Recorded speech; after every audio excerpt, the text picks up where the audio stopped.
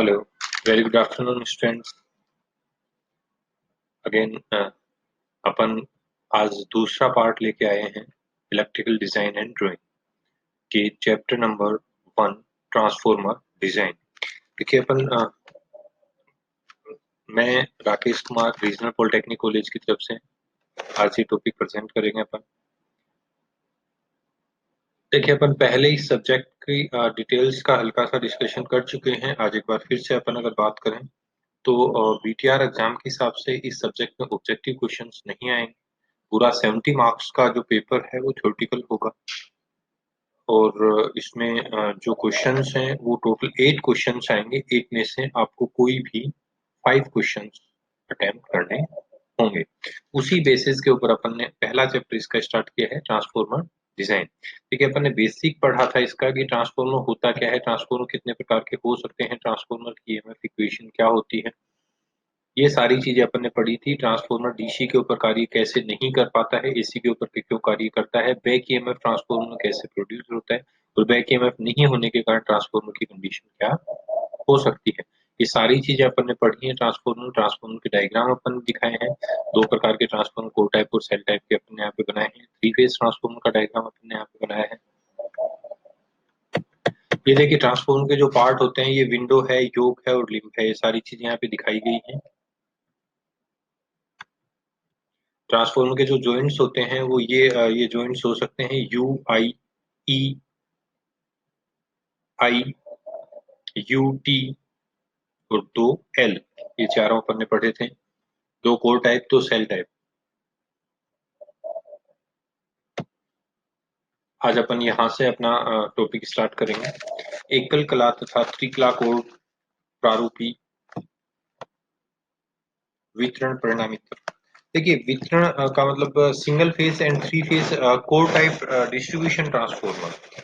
देखिए अपन कल भी पढ़ चुके हैं कि दो प्रकार के ट्रांसफॉर्मर अपने पास होते हैं, एक पावर ट्रांसफॉर्मर और एक डिस्ट्रीब्यूशन ट्रांसफॉर्मर। पावर ट्रांसफॉर्मर वह ट्रांसफॉर्मर होते हैं जो जनरेटर यानी जहां इलेक्ट्रिसिटी जनरेट हुई है वहां से लेके डिस्ट्रीब्यूशन तक आए, यानी पूरा ट्रांसमिशन। देखिए अपन पहली क्लास में, जो पावर सिस्टम की क्लास में अपन ने डिस्कस किया था, यहाँ भी एक हल्का सा ब्रीफ अगर अपन लें तो इलेक्ट्रिसिटी जो जनरेशन, डिस्ट्रीब्यूशन, ट्रांसमिशन जो पूरा पार्ट है वो चार हिस्सों में बांटा गया है, डिवाइड किया गया है। पहले अपन बात करें जनरेशन, यानी जहां पे इलेक्ट्रिसिटी का जनरेशन किया जाता है वो हो गया जनरेशन पार्ट।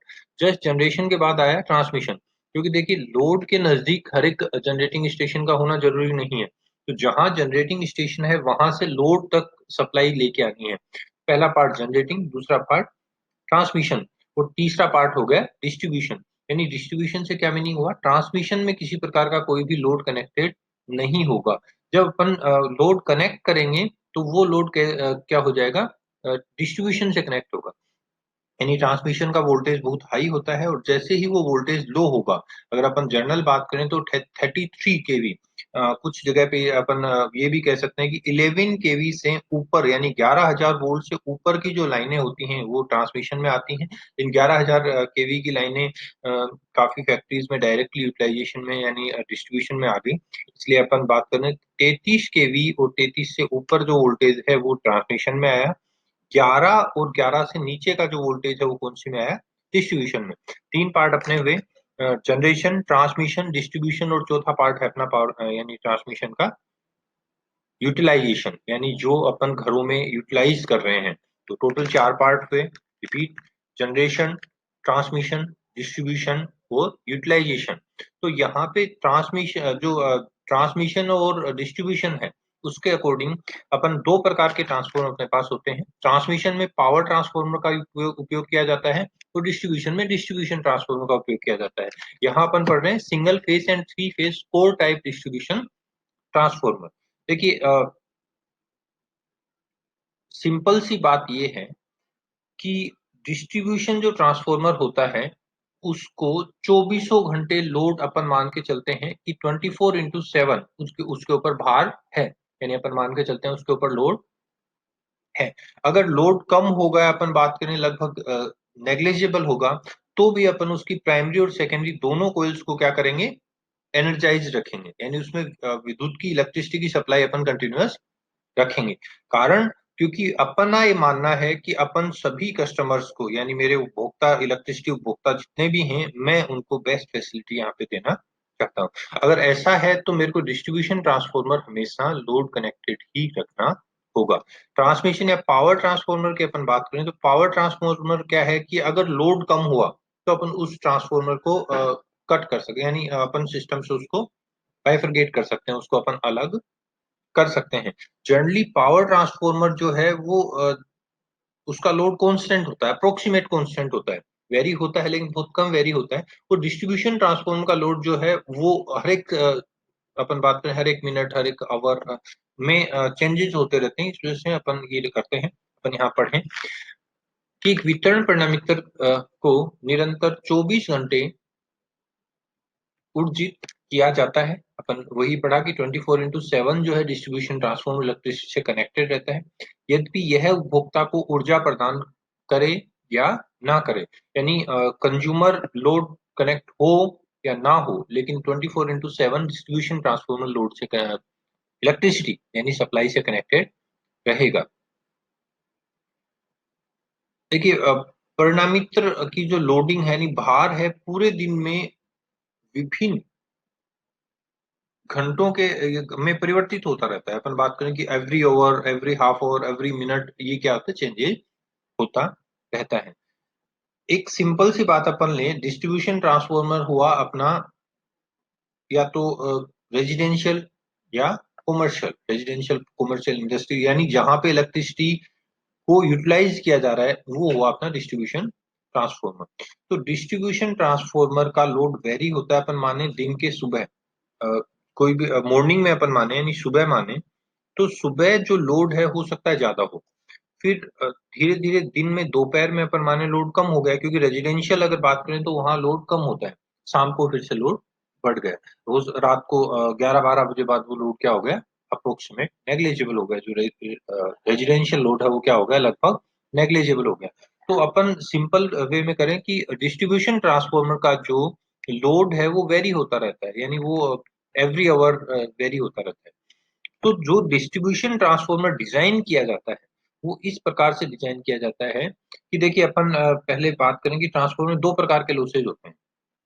एक लॉसेज होता है कोर लॉसेज और दूसरा लॉसेज होता है, दूसरी हानि होती है कॉपर लॉसेज।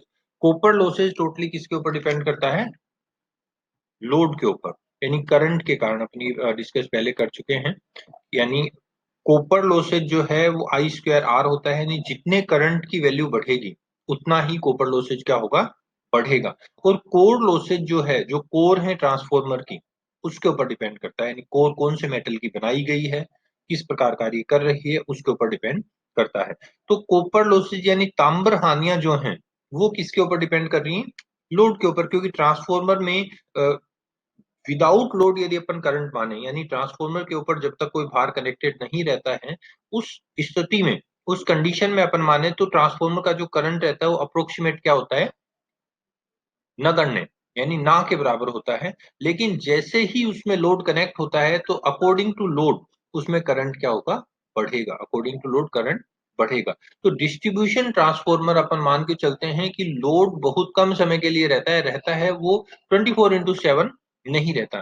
तो डिस्ट्रीब्यूशन ट्रांसफार्मर जो डिजाइन करना है अपन को इस हिसाब से करना है कि उसमें कोर लॉसेज कम से कम हो, क्योंकि ट्रांसफार्मर में इलेक्ट्रिसिटी चौबीसों घंटे रही और चौबीसों घंटे उस कोर में भी एनर्जाइज रहा। तो कोर लॉसेज यानी जो कोर देखिए अपन ऊपर अगर डायग्राम से इसको देखना चाहें तो ये कोर है ट्रांसफार्मर की, इनको नाम दे दिया गया योक और लिंक। तो डिस्ट्रीब्यूशन जो ट्रांसफार्मर है उसमें लोड 24/7 नहीं रहता, इसलिए अपन क्या प्रयास करते हैं कि उनकी कोर के अंदर जो लॉसेज हो रहा है वो कोर लॉसेज क्या हो, मिनिमम हो। जब कोर लॉसेज मिनिमम होगा तो ट्रांसफार्मर बेस्ट माना जाएगा डिस्ट्रीब्यूशन ट्रांसफार्मर के अंदर। देखिए अपन एक इसमें सिंपल सी और बात है, डिस्ट्रीब्यूशन ट्रांसफार्मर जो डिजाइन किया जाता है तो इस प्रकार डिजाइन किया जाता है कि जब लोड का 50% पार्ट, 50% हिस्सा उस ट्रांसफार्मर पे हो तब वो ट्रांसफार्मर अपनी अधिकतम दक्षता दे सके, यानी कि उसकी इफिशियंसी क्या हो, मैक्सिमम हो, जब लोड जो है वो 50% तक कनेक्ट हो। लोड जो है वो 50% तक कनेक्ट हो, क्योंकि अपन भी ये डिस्कस कर चुके हैं, अपन बात करें कि लोड 100% कभी भी डिस्ट्रीब्यूशन ट्रांसफार्मर के ऊपर कनेक्ट होने के चांसेस बहुत कम होते हैं, इसकी चांसेस बहुत कम होते हैं। अगर रिपीट अपन करें तो मैं दोबारा बता रहा हूँ कि जो डिस्ट्रीब्यूशन ट्रांसफार्मर है वो इस हिसाब से बनाया जाता है कि कोर लॉसेज, कोर हानियां मिनिमम हो। कॉपर हानियां अपन इसमें कैलकुलेट नहीं करेंगे। अगर कॉपर हानियां थोड़ी बहुत वेरी करेंगी भी, अपन कहें उस डिस्ट्रीब्यूशन ट्रांसफार्मर की कॉपर हानियां थोड़ी ज्यादा हैं, तो भी अपन कॉपर हानियों को डिस्ट्रीब्यूशन ट्रांसफार्मर बनाते टाइम उसमें कैलकुलेट नहीं करेंगे। अपना यहाँ केवल एम है कोर लॉसेज, डिस्ट्रीब्यूशन ट्रांसफार्मर के ऊपर अपना एम है कोर लॉसेज। कोर लॉसेज को अपन को मिनिमम रखना है और उस ट्रांसफार्मर को अपन क्या करना है, डिजाइन करना है।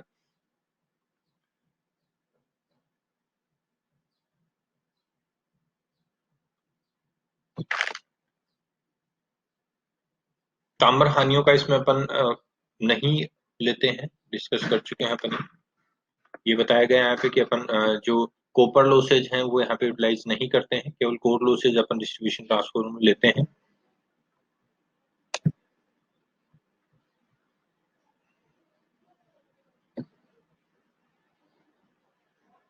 ये यहाँ पे बताया गया है कि मैक्सिमम एफिशिएंसी कब होगी, जब लोड का वैल्यू कितना होगा, 50%।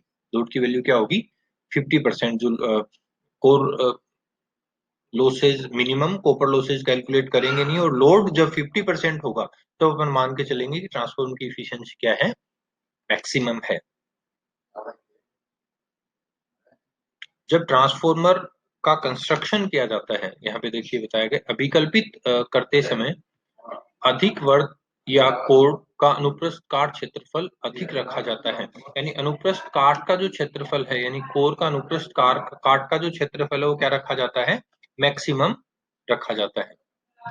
इसके अपोजिट यदि अपन बात करें पावर ट्रांसफार्मर की, यानी शक्ति परिणामित्र में क्या होता है,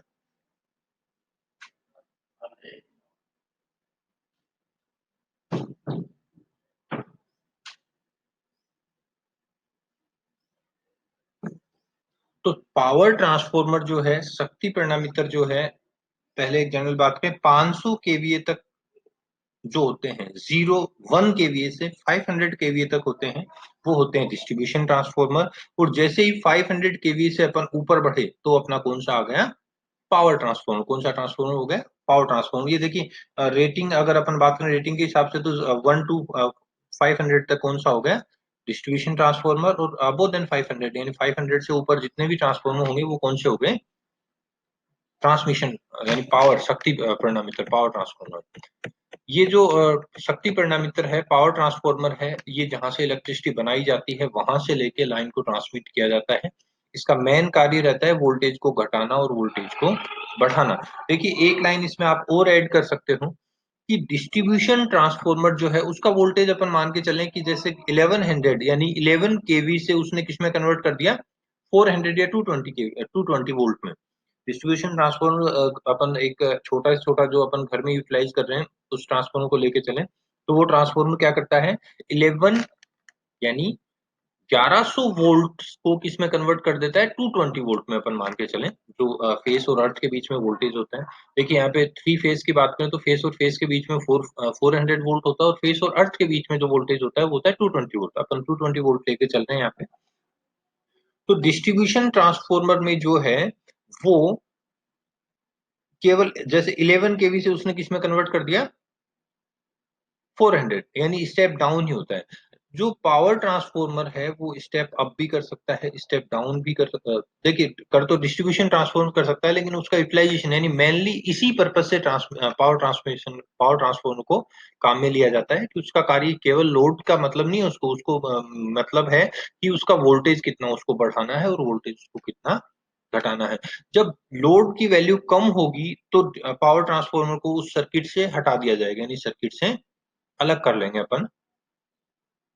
और जो पावर ट्रांसफार्मर है उसका जब कंस्ट्रक्शन किया जाता है, विकल्पना की जाती है, तो इस हिसाब से की जाती है कि कॉपर लॉसेज, यानी अपन एक दूसरे से कंपैरिजन करेंगे तो इजीली इसको याद कर पाएंगे कि डिस्ट्रीब्यूशन ट्रांसफार्मर में कोर लॉसेज मिनिमम होने चाहिए और पावर ट्रांसफार्मर में कॉपर लॉसेज मिनिमम होने चाहिए। अपन इसमें जो कोर लॉसेज हैं उनको अपन यहाँ पे मेंशन नहीं करेंगे, केवल कॉपर लॉसेज को मेंशन करेंगे। और पावर ट्रांसफार्मर के लिए कॉपर लॉसेज क्या होने चाहिए, मिनिमम होने चाहिए। जो अधिकतम दक्षता होगी पावर ट्रांसफार्मर की, वो लग अपन कहें पूर्ण भार भी ले सकते हैं। अपन कहें कि जब उसके ऊपर 100% लोड होगा, यानी उसकी जो कैपेसिटी है वो पूरा होगा, पूरा लोड होगा उसकी कैपेसिटी के अनुसार, तब अपन कहें कि वो ट्रांसफार्मर की एफिशिएंसी बेस्ट होगी, यानी अधिकतम होगी। या फिर अपन कहें कि जो टोटल लोड का 80%, टोटल लोड का 80% यदि उस ट्रांसफार्मर के ऊपर हुआ, तो वो जो लोड है वो उसकी मैक्सिमम अधिकतम दक्षता के लिए जिम्मेदार होगा, वो उसकी अधिकतम दक्षता के लिए जिम्मेदार होगा। तो डिस्ट्रीब्यूशन देखिए, यहाँ पे अपन बात एक हल्का सा और डिस्क्रिप्शन दे दें, वैसे इसकी आवश्यकता है नहीं, इतना इंपोर्टेंट है नहीं। जो डिस्ट्रीब्यूशन ट्रांसफार्मर है वो 500 केवी से कम वाले होते हैं। डिस्ट्रीब्यूशन ट्रांसफार्मर में 3 फेज 4 वायर, यानी 3 कला 4 वायर, 3 फेस होंगे और 4 तार होंगे। चौथा तार होगा वो अर्थिंग का होगा, यही 4 तार हैं, यानी 3 फेस हैं और चौथा तार जो होगा अर्थिंग का। जो डिस्ट्रीब्यूशन ट्रांसफार्मर मेनली होते हैं 33 केवी, 11 केवी या 400 वोल्ट, 400 वोल्ट।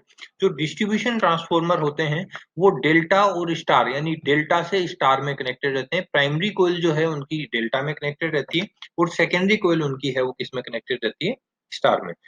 ये ऑब्जेक्टिव क्वेश्चंस के हिसाब से है नहीं सब्जेक्ट में, लेकिन अगर कंपटीशन में बात करें तो हो सकता है कोई क्वेश्चन इसमें बैठ जाए कि डिस्ट्रीब्यूशन ट्रांसफार्मर होता है वो उसकी प्राइमरी डेल्टा और सेकेंडरी स्टार में कनेक्टेड रहती है, डेल्टा स्टार। और इसकी 3 फेज 4 वायर रेटिंग क्या होती है, इसकी जो कंस्ट्रक्शन होता है इसमें 3 फेज 4 वायर। पावर ट्रांसफार्मर की अपन अगर बात करें, शक्ति परिणामित्र की बात करें, तो पावर ट्रांसफार्मर 500 केवीए से ऊपर वाले होते हैं। 3 फेज 3 वायर, यानी 3 फेस 3 तार, 3 फेस होंगे 3 ही तार होंगे, जो यहाँ अर्थिंग की यानी चौथे तार की कोई भी आवश्यकता नहीं है। प्राइमरी भी डेल्टा से कनेक्टेड होगी और सेकेंडरी भी डेल्टा से कनेक्टेड होगी, यानी ट्रांसफॉर्मर का कनेक्शन कौन सा हुआ, delta delta transformer, delta delta transformer. इसकी अगर वोल्टेज रेटिंग की अगर अपन बात करें तो 400 केवी, 132 केवी, 66 केवी, 33 केवी एंड 11 केवी। 11 केवी के जो ट्रांसफॉर्मर हैं वो देखिए अपन डिस्ट्रीब्यूशन ट्रांसफॉर्मर में भी कहीं ले लेते हैं, क्योंकि आज कुछ फैक्ट्रीज ऐसी हैं, मशीनरी ऐसी हैं जो 11 केवी को डायरेक्टली यूटिलाइज कर रही हैं, तो उसको अपन डिस्ट्रीब्यूशन में भी बोल देते हैं। लेकिन मेन इसका ट्रांसमिशन है। कहने को तो 33 केवी के ऊपर भी अपन कुछ जगह जैसे एयरपोर्ट अथॉरिटी वगैरह में 33 केवी का सब स्टेशन होता है, लेकिन ये 11 केवी तक ट्रांसमिशन है। इसमें 11 केवी को अपन डिस्ट्रीब्यूशन में भी काउंट करते हैं, तो यहाँ 11 केवी को इतना ये मेन ऐसी इंपोर्टेंस है नहीं। ये 11 केवी आप डिस्ट्रीब्यूशन में कनेक्ट कर सकते हैं, काउंट कर सकते हैं, इसमें ट्रांसमिशन में ही करना जरूर आवश्यक नहीं है। देखिए इसका अगर आप डायग्राम देखेंगे, ऊपर अपन बना चुके हैं, अगर फिर से एक बार रिपीट करें, single phase 3 phase core type distribution transformer, ये डायग्राम्स हैं। अपन इसके बाद अगर ये क्वेश्चन पूछा जाता है मेन एग्जाम में तो अपन को बनाना होगा ये क्वेश्चन, इसके डायग्राम बनाने होंगे। देखिए ये है कोर टाइप ट्रांसफॉर्मर और सिंगल फेज, ये है कोर टाइप ट्रांसफॉर्मर और सिंगल फेज। सिंगल फेज है प्राइमरी, ये प्राइमरी और ये सेकेंडरी, ये प्राइमरी है और ये सेकेंडरी है। केवल एक फेज इनपुट हुआ और एक ही फेज आउटपुट हुआ। अपन प्रेजेंट जो टॉपिक पढ़ रहे हैं उनमें अपन ने डायग्राम ऊपर बना लिए थे, इसलिए वापस अपन ने रिपीट नहीं किए हैं। अगर मेन एग्जाम में क्वेश्चन पूछा जाता है तो आपको यहाँ डायग्राम बनाने होंगे। Single phase core type transformer ये है, यानी उसमें प्राइमरी और सेकेंडरी सिंगल फेज है। और अपन बात करें 3 फेज ट्रांसफॉर्मर की, तो 3 फेज ट्रांसफॉर्मर का डायग्राम ये है, इसमें दोनों दिखाए गए हैं। 3 फेज ट्रांसफॉर्मर में 3 फेज ट्रांसफॉर्मर, ये ट्रांसफॉर्मर है, इसमें देखिए 1 2 और 3, 3 फेस हो गए, 1 2 और 3 फेस हो गए।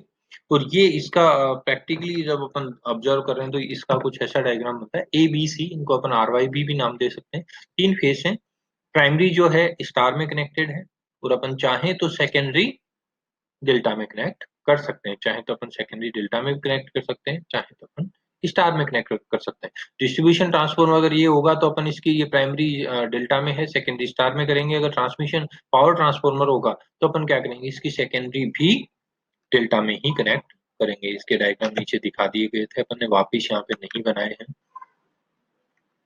इसके बाद अगर चाहो तो आप ये दोनों डायग्राम रिपीट कर सकते हो, सिंगल फेज थ्री फेज का। अब हम बात करें एकल कला सेल प्रारूपी परिणामित्र यानी single phase cell type transformer. Cell type transformer देखिए वैसे तो ऐसा कोई स्टूडेंट नहीं होगा, लेकिन फिर भी अपन बात करें, यहाँ पे एक चीज लिखी हुई है एक्स मार्क, एक्स के ऊपर डैश और एम ई आर। देखिए ये ट्रांसफॉर्मर को लिखने का एक तरीका है, इसमें कंफ्यूजन मत होइएगा। ट्रांसफॉर्मर को अपन ऐसे भी लिखते हैं। देखिए इस प्रकार के परिणामित्र में दोनों कुंडलियां जो होती हैं यानी प्राइमरी और सेकेंडरी, प्राथमिक व द्वितीय कुंडलियां, वो केंद्रीय लिंब के ऊपर की जाती है, यानी वाइंडिंग जो की जाती है केंद्रीय लिंब के ऊपर की जाती है। और कुंडलियां इसमें किस प्रकार की होती हैं, सैंडविच प्रकार की, यानी एक कुंडली की परत के ऊपर दूसरी कुंडली की परत चढ़ाई जाती है। देखिए इसका पहले अपन एक हल्का सा डायग्राम पे अगर अपन देख लें, उसके बाद अगर इसको अपन पढ़ें, ये देखिए ये डायग्राम है सेल टाइप ट्रांसफॉर्मर का। कौन सा है, सेल टाइप ट्रांसफॉर्मर का डायग्राम है। ये देखिए यहाँ पे ये सेंट्रल लिंब है यानी केंद्रीय लिंब है, और सेंट्रल लिंब के देखिए दोनों तरफ जो है कुंडलियां बनाई जाती हैं, यानी कोर से कोई मतलब नहीं है, कोर लिंब से कोई मतलब नहीं है। सेंट्रल लिंब के ऊपर सेल टाइप में कुंडलियां बनाई जाती हैं। एक लो वोल्टेज और एक हाई वोल्टेज, वही यहाँ सेम है, लो वोल्टेज और हाई वोल्टेज। जो अपन इसका डिस्कशन कर चुके हैं, जो कोर के नजदीक होगा यानी लिंब या योग के नजदीक होगा, वो हमेशा लो वोल्टेज होगा, ताकि उसकी प्रोटेक्शन की कम रिक्वायरमेंट हो और उससे अपन ने ट्रांसफॉर्मर ज्यादा महंगा नहीं हो। ये सेल टाइप ट्रांसफॉर्मर है। सेल टाइप ट्रांसफॉर्मर के बारे में अपन पढ़ रहे हैं, डायग्राम यहाँ पे अपन देख लिया है, वो अपन इसकी डिटेल्स हैं। थोड़ी थ्योरी के ऊपर अगर बात करें अपन तो कोर टाइप हम पढ़ चुके हैं, सेल टाइप ट्रांसफॉर्मर है। तो ये सेंट्रल लिंब के ऊपर बने हुए रहते हैं, और इसमें कुंडलियों का रूप जो होता है वो किस रूप का होता है, यानी आकृति कैसी होती है, सैंडविच टाइप की। इसलिए सेल टाइप ट्रांसफॉर्मर का एक नाम सैंडविच ट्रांसफॉर्मर भी दिया गया है। अपन चाहें तो उसको सैंडविच टाइप ट्रांसफॉर्मर भी बोल सकते हैं। जो एक हाई वोल्टेज और लो वोल्टेज की जो कुंडली है, उन दोनों के बीच में एक से 2 mm, 1 या 2 mm का विद्युत रोधी कार्डबोर्ड यानी जो व्हाइट पेपर अपन बात करें, वो इसके बीच में लगाया जाता है। ओवरलैप जब करते हैं कुंडली को अपन, तो हाई वोल्टेज कुंडली को बाद में रखा जाता है, यानी पहले उसकी प्राथमिकता के हिसाब से दिया जाता है लो वोल्टेज और हाई वोल्टेज कुंडली को। दोनों कुंडलियों को 2 mm मोटे विद्युत रोधी से पृथक किया जाता है, अपन पढ़ चुके हैं। सेल प्रकार के परिणामित्र की कोड में यानी लीकेज रिलेक्टेंस कम होती है, ये सेल टाइप ट्रांसफॉर्मर की सबसे अच्छी विशेषता है। और इससे अपन जो आउटपुट मिलेगा, यानी अपन को निर्गत जो मिलेगा ट्रांसफॉर्मर का, वो अधिकतम मिलेगा। ये सेल टाइप ट्रांसफॉर्मर की एक विशेषता है।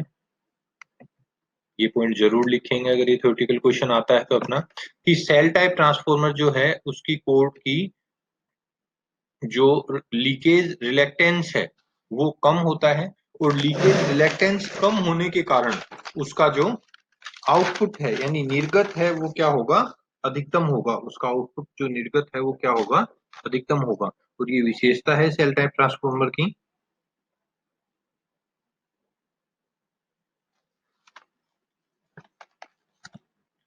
सेल टाइप ट्रांसफॉर्मर में कूलिंग बड़ी आसानी से की जा सकती है, क्योंकि दोनों कुंडलियां क्या है कि केंद्रीय लिंब के ऊपर सेंट्रल कोर के ऊपर बंधी हुई हैं, तो उसको आसानी से कूलिंग की जा सकती है। जबकि कोर टाइप में क्या है कि दोनों में क्या है कि एक जगह ना होके अलग अलग हैं, तो उनकी कूलिंग में थोड़ी सी खर्चा ज्यादा करना पड़ता है, फिर अपन को मेहनत ज्यादा करनी पड़ती है। दोनों चीज अपन कह सकते हैं, उसका कंस्ट्रक्शन जो किया जाता है वो थोड़ा डिफिकल्ट होता है कूलिंग के लिए। और सेल टाइप ट्रांसफॉर्मर में कूलिंग आसानी से की जा सकती है। सेल टाइप ट्रांसफॉर्मर में देखिए अपन देख चुके हैं कि फ्लक्स जो फ्लो हो रहा है उसके दो भागों में फ्लक्स फ्लो हो रहा है। देखिए दोनों डायग्राम्स का अपन अगर डिस्कस करें यहाँ पे,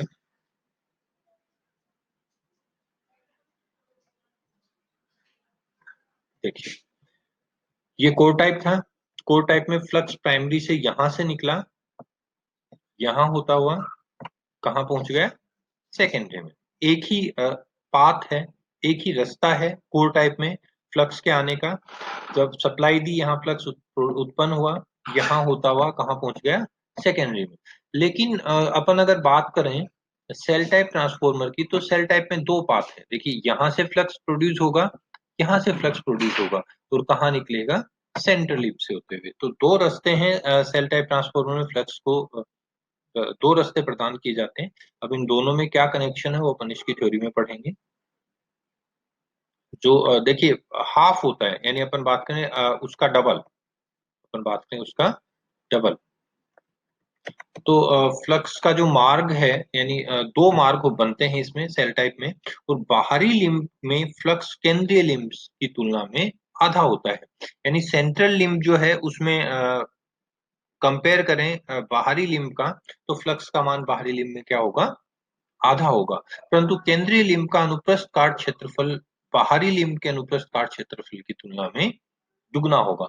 यानी सेंट्रल जो लिम्ब है उसका अनुप्रस्थ काट क्षेत्र जो है वो दुगना होगा बाहरी लिम्ब से, लेकिन बाहरी लिम्ब का फ्लक्स जो है वो आधा होगा किसकी तुलना में, सेंट्रल यानी केंद्रीय लिम्ब की तुलना में अपन बात करें।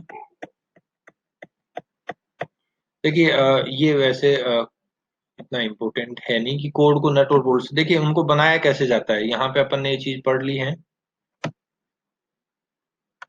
देखिए ये सही सेफ है, यानी एक यू और आई शेप से भी ट्रांसफॉर्मर बनाया जा सकता है, एक यू और टी शेप से भी बनाया जा सकता है, ई और आई से भी बनाया जा सकता है, और एल और एल से बनाया जा सकता है। इसमें अब देखिए कोर टाइप और सेल टाइप दोनों ट्रांसफॉर्मर्स होते हैं। तो अपन सेल टाइप ट्रांसफॉर्मर की बात करें तो दो टाइप से ट्रांसफॉर्मर बनाए जा सकते हैं। ये दोनों सेल टाइप के हैं, यानी या तो यू टी या ई आई, यू टी या ई आई।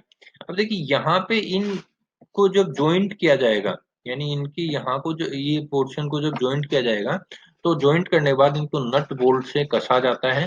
देखा ये जाता है कि इनमें किसी प्रकार का एयर गैप नहीं हो, इनमें किसी प्रकार का एयर गैप नहीं हो। एयर गैप होगा तो ट्रांसफॉर्मर के लॉसेज बढ़ेंगे, इसलिए जब इनको नट बोल्ट से टाइट किया जाता है तब इनमें किसी प्रकार का कोई भी एयर गैप नहीं रखा जाता, एयर गैप रखा जाता है जीरो। टोटली जीरो पॉसिबल नहीं है प्रैक्टिकली, लेकिन अपन प्रयास ऐसा करते हैं कि क्या रहे, जीरो रहे। जो पावर जो शक्ति आवर्ती है वो 25 से 400 हर्ट्ज तक की जो अपन परिणामित्र के लिए लें, तो उसमें जो सिलिकॉन इस्पात की मोटाई रखी जाती है वो रखी जाती है 0.35 mm। कितनी रखी जाती है, 0.35 mm।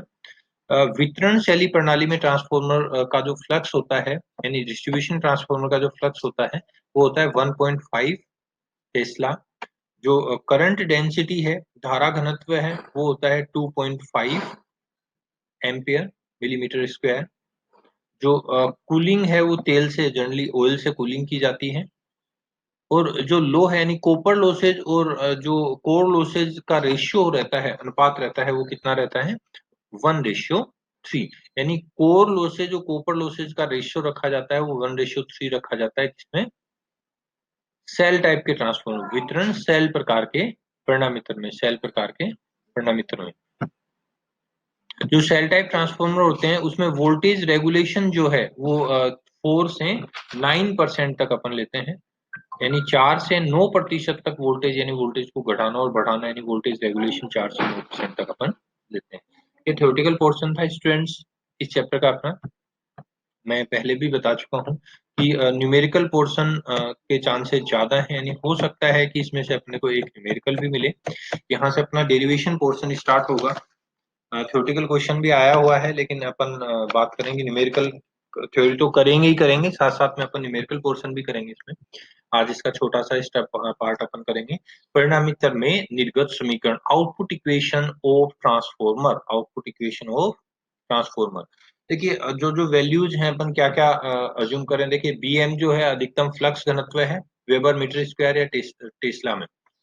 bm maximum flux, phi जो है phi is equal to B M A two, यानी सेकेंडरी अपन आउटपुट। देखिए निर्गत की अपन बात कर रहे हैं तो आउटपुट हो गया, यानी इनपुट दिया उसमें वो क्या हो गया, इनपुट जिसमें दिया वो प्राइमरी यानी 1 हो गया, और आउटपुट कौन सा हो गया, सेकेंडरी। तो अपन इसलिए अपन ए टू लिया है अपन ने यहाँ पे।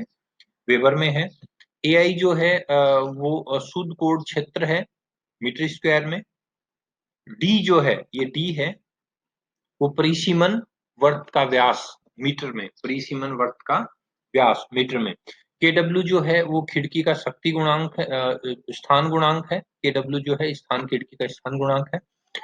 स्टूडेंट्स यहाँ खिड़की क्या है वो अपन यहाँ इस डायग्राम में फिर से रिपीट कर सकते हैं अगर किसी को कोई कंफ्यूज हो रहा हो तो। विंडो कौन सी है यहाँ पे अपन देखें तो ये विंडो है। देखिए ये विंडो है, ये विंडो है। यानी यहाँ पे जो दोनों कुंडलियों को मिलाया गया है, योग और लिम्ब को मिलाया गया है, तब उसके बीच का जो हिस्सा है उसको क्या नाम दिया गया है? विंडो, खिड़की।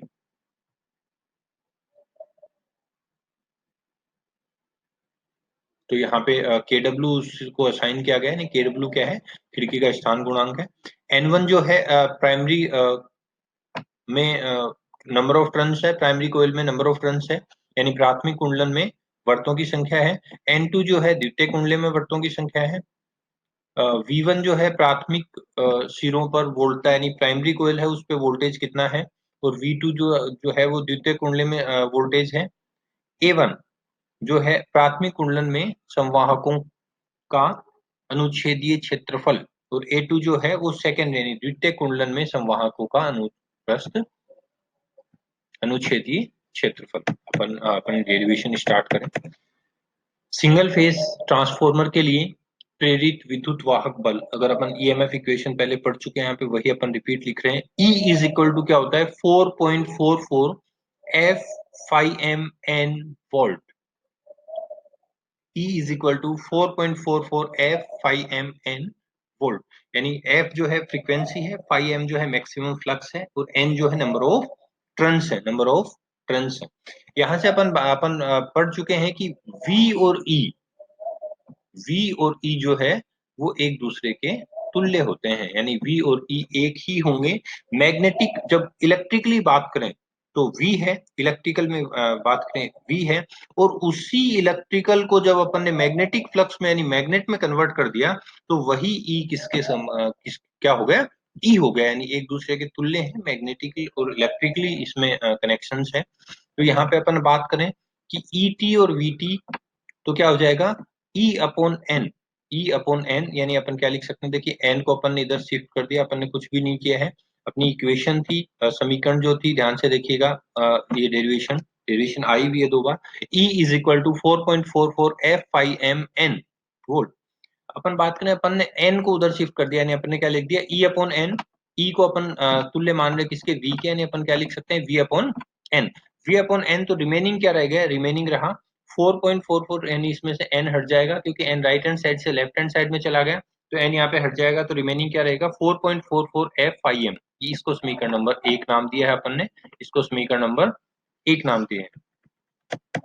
जो सिंगल फेज ट्रांसफार्मर के जो कोर प्रकार हैं, यानी उसके कोर प्रकार के जो सिंगल फेज ट्रांसफार्मर हैं, उनकी खिड़की में एक प्राथमिक तथा एक द्वितीयक कुंडली शामिल होती है। यानी अपन बात करें, विंडो अपन पढ़ चुके हैं क्या है, और प्राइमरी और सेकेंडरी के बीच का जो हिस्सा है वो क्या कहलाता है? विंडो, खिड़की। तो उन दोनों को कनेक्ट जोड़ा जाता है इसमें। अतः खिड़की का पूर्ण ताम्र क्षेत्रफल, यानी विंडो का कोपर एरिया, ताम्र फुल कोपर एरिया क्या होगा? तो अपन AC से असाइन किया है, यानी area of window copper, area of window copper. तो क्या होगा? प्राथमिक कुंडली में ताम्र क्षेत्रफल, यानी प्राइमरी का जो कोपर एरिया है वो, प्लस द्वितीय कुंडली में ताम्र क्षेत्रफल, यानी सेकेंडरी कुंडली में जो है कोपर जो एरिया है वो, यानी दोनों को ऐड कर देंगे तो क्या आ जाएगा? Window area, window copper area. थोड़ा सा देखिएगा इसको, प्राइमरी और सेकेंडरी अगर दोनों के कोपर एरिया को, ताम्र क्षेत्र को ऐड करेंगे तो क्या आ जाएगा? खिड़की का कुल क्षेत्रफल, कोपर क्षेत्रफल क्षेत्र आ जाएगा।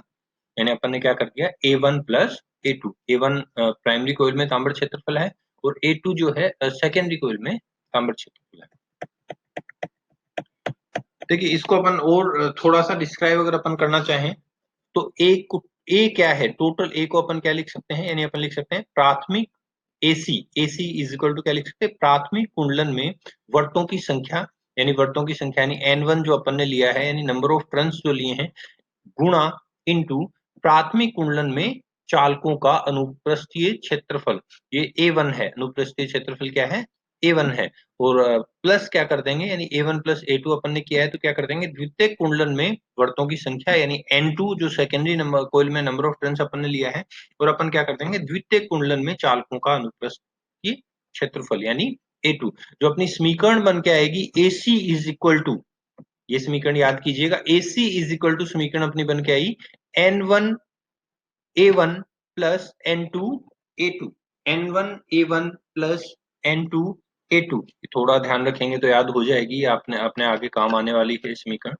इसको समीकरण नंबर अपने 2 नाम दे दिया, यानी N1 A1 plus N2 A2 is equal to क्या माना है अपन ने, AC, क्या माना है, AC, यानी विंडो का जो टोटल कॉपर एरिया है, कॉपर क्षेत्रफल है, तांबर क्षेत्रफल है, वो अपन ने क्या माना है, AC, और AC इज इक्वल टू क्या हो गया, N1 A1 plus N2 A2।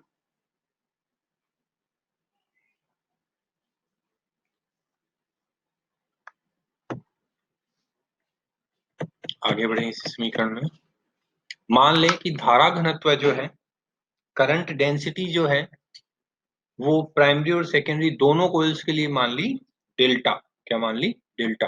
तो A1 इज इक्वल टू क्या हो जाएगा, देखिए जो एरिया है वो क्या हो जाएगा, I1 into upon delta, I1 upon delta. I1 जो है वो प्राथमिक कुंडली में धारा है, एम्पेयर में है, यानी A1 small A1 is equal to क्या हो गया, I1 अपॉन डेल्टा। और अगर इसी प्रकार सेकेंडरी की बात करें तो A2 इज इक्वल टू क्या हो जाएगा, I2 upon delta, I2 upon delta. I2 यहाँ पे जो है सेकेंडरी कोइल में करंट है एम्पेयर में, यानी द्वितीय कुंडलन में धारा का मान है।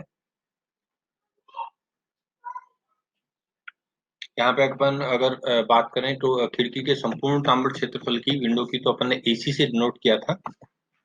AC इज इक्वल टू अपने क्या लिया है, यहाँ पे देखिए इस समीकरण को अगर रिपीट करें अपन, AC इज इक्वल टू अपना क्या आया था, N1 A1 plus N2 A2। यहाँ अगर अपन वैल्यू रखें, अपना A1 की वैल्यू क्या आ गई, I1 अपॉन डेल्टा, और A2 की वैल्यू अपनी क्या आ गई, I2 अपॉन डेल्टा। तो यही वैल्यू अपन A1 और A2 की मान जो है अपन ने यहाँ से इसमें रख दिए, तो अपना AC यानी संपूर्ण तांबड़ क्षेत्रफल क्या आ गया विंडो का, AC is equal to N1 I1 upon delta plus N2 I2 upon delta. Delta 1 upon delta को कॉमन ले लिया, रिमेनिंग क्या रहा, N1 I1 plus N2 I2। देखिए